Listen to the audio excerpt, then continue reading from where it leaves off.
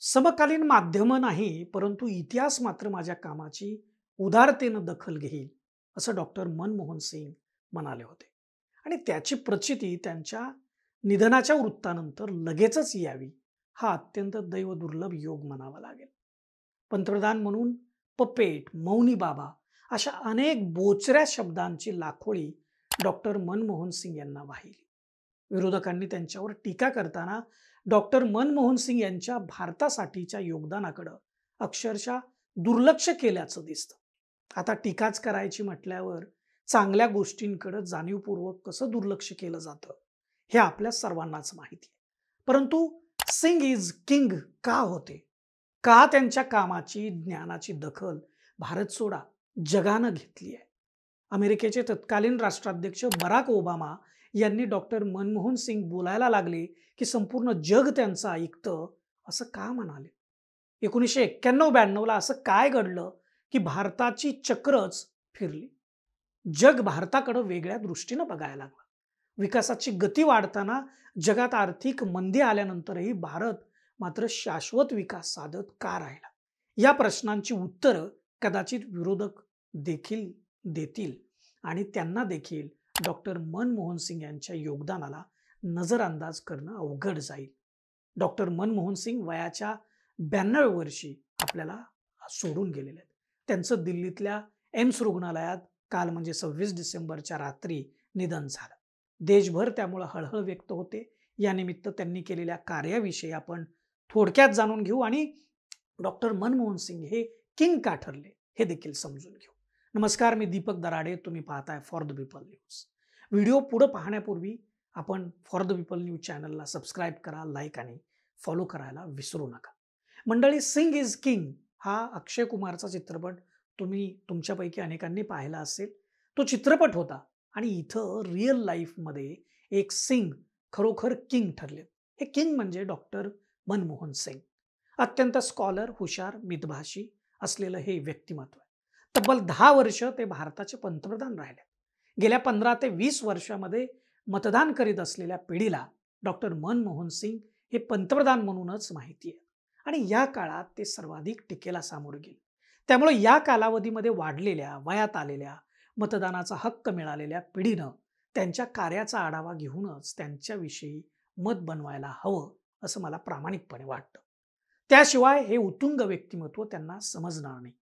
अर्थशास्त्र विषयात जगविख्यात केम्ब्रिज आणि ऑक्सफर्ड विद्यापीठातून शिक्षण घेतलेले डॉक्टर मनमोहन सिंग यांनी संयुक्त राष्ट्रसंघात देखील काम केले. त्यावेळी भारताचे परराष्ट्र मंत्री ललित मिश्रा यांनी त्यांना सचिव म्हणून नियुक्त केलं. पुढे ते भारतीय रिझर्व्ह बँकेचे 82 ते 85 दरम्यान गव्हर्नर होते. 85 ते 87 दरम्यान नियोजन आयोगाचे उपाध्यक्ष होते. 90 ते 91 दरम्यान पंतप्रधानांचे आर्थिक सल्लागार होते. याच काळामध्ये भारताची आर्थिक परिस्थिती मोठ्या प्रमाणात ढासळली होती आणि जागतिक बाजारपेठेत देखील आपल्या देशाची पत कमी झाली होती. परकीय गंगाजळी आपल्याकडे शिल्लकच राहिलेली नव्हती. काही खरेदी करायचं म्हटलं तर आपल्याकडे परकीय चलनच नव्हतं. असा तो भीषण काळ होता आणि त्या काळात देशात लोकसभेची सार्वत्रिक निवडणूक झाली आणि केंद्रामध्ये पी.व्ही. नरसिंहराव यांचं सरकार जे ते अल्पमतामध्ये आलं. नरसिंह राव यांनी पंतप्रधान पदाची शपथ घेतल्यानंतर या आपल्या देशाची आर्थिक गाडी जी रुळावरून खाली घसरली ती रुळावर आणण्यासाठी देशासाठी या कठोर आर्थिक निर्णय घेण्याची क्षमता असलेले डॉक्टर मनमोहन सिंग यांची अर्थमंत्रीपदी नियुक्ती केली.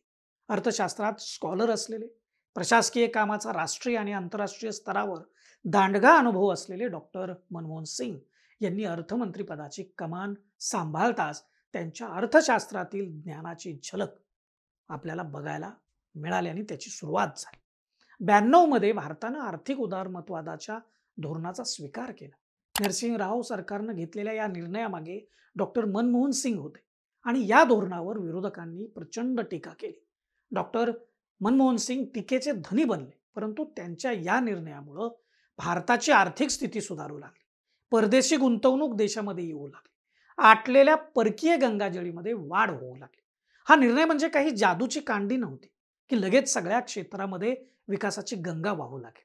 परंतु त्याची अंमलबजावणी भारतामध्ये 1995 नंतर आलेल्या सर्व सरकारांनी देखील केली अगदी अटल बिहारी वाजपेयी यांच्या नेतृत्वात सत्तेत आलेल्या राष्ट्रीय लोकशाही आघाडीच्या सरकारनं देखील डॉक्टर मनमोहन सिंग यांनी आखलेल्या मार्गावरच सरकार चालवलं. परिणामी देशाची स्थिती सुधारताना आपल्याला दिसू लागली. 2004 मध्ये भारतात झालेल्या लोकसभा निवडणुकीत जनतेनं परिवर्तन घडवलं आणि केंद्रामध्ये युपीएचं सरकार अस्तित्वात आलं. त्यावेळी सोनिया गांधी पंतप्रधान होतील असंच सगळ्यांना वाटत होतं. मात्र केंद्र सरकारची कमान काँग्रेस प्रणित युपीए आघाडीनं डॉक्टर मनमोहन सिंग यांच्या हातामध्ये दिली. आणि ज्या मनमोहन सिंग यांनी 1992 ते 1995च्या काळामध्ये नरसिंहराव सरकारमध्ये अर्थमंत्री म्हणून छाप पाडली, देशाची आर्थिक स्थिती सावरण्यासाठी सर्व कसबपणाला लावलं, तेच डॉक्टर मनमोहन सिंग 2004 मध्ये देशाचे पंतप्रधान झाले. त्यामुळे आर्थिक आघाडीवर अनेक चांगले बदल होतील आणि देशाची अर्थव्यवस्था अधिक सक्षम होईल असा विश्वास आपल्या या देशातल्या उद्योग, व्यापार आणि गुंतवणूक क्षेत्रातल्या मान्यवरांना वाटू लागला. आणि झालंही तसंच. 2008 मध्ये जगामध्ये आर्थिक मंदी आली होती. ही मंदी मोठी होती आणि या मंदीनं अमेरिकेसह युरोप, आशिया, ऑस्ट्रेलिया, आफ्रिका सर्वच खंडातील देशांना आर्थिक आघाडीवर जोरदार फटका दिला होता. त्यावेळी एकमेव भारताची अर्थव्यवस्था गतिमान दिसत होती. आर्थिक मंदीच्या त्या काळात सुद्धा भारताचा विकास दर 7.9% राहिला होता. त्यावेळी इतर देश मोठ्या आर्थिक संकटामध्ये सापडले होते. 2008च्या चौथ्या तिमाहीत अमेरिकेचा वास्तविक जीडीपी 8.5% घसरला आणि ऑक्टोबर 2009 मध्ये बेरोजगारी 10%वर पोहोचली होती. म्हणजे ज्यावेळी आपण 7.9% विकास करीत होतो त्यावेळी अमेरिकेचा विकास दर 8.5% घसरला होता. विशेष म्हणजे आर्थिक मंदी येण्यापूर्वी भारताचा विकास दर हा 9%च्या वर गेला होता.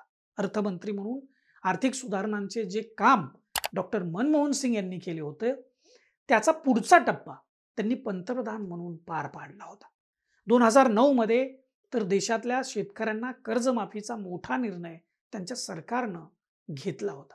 परिणामी 2009 मध्ये झालेल्या लोकसभा निवडणुकीत पुन्हा काँग्रेस प्रणित युपीए आघाडीचं सरकार हे सत्तेवर आलं होतं. डॉक्टर मनमोहन सिंग यांना पुन्हा पंतप्रधान पद देण्यात आलं आणि मात्र या दुसऱ्या टर्ममध्ये भ्रष्टाचाराची अनेक प्रकरणं समोर येऊ लागली. कमी व मोजक्या शब्दात बोलणाऱ्या, मितभाषी असलेल्या डॉक्टर मनमोहन सिंग यांचे निर्णय मात्र कडक होते. त्यांनी भ्रष्टाचाराचे आरोप झालेल्यांवर कडक कारवाईचा बडगा तर उचललाच, परंतु देशभरातील भ्रष्टाचाराची पाळंमुळं खणून काढण्यासाठी बेधडक कारवाईला सुरुवात केली.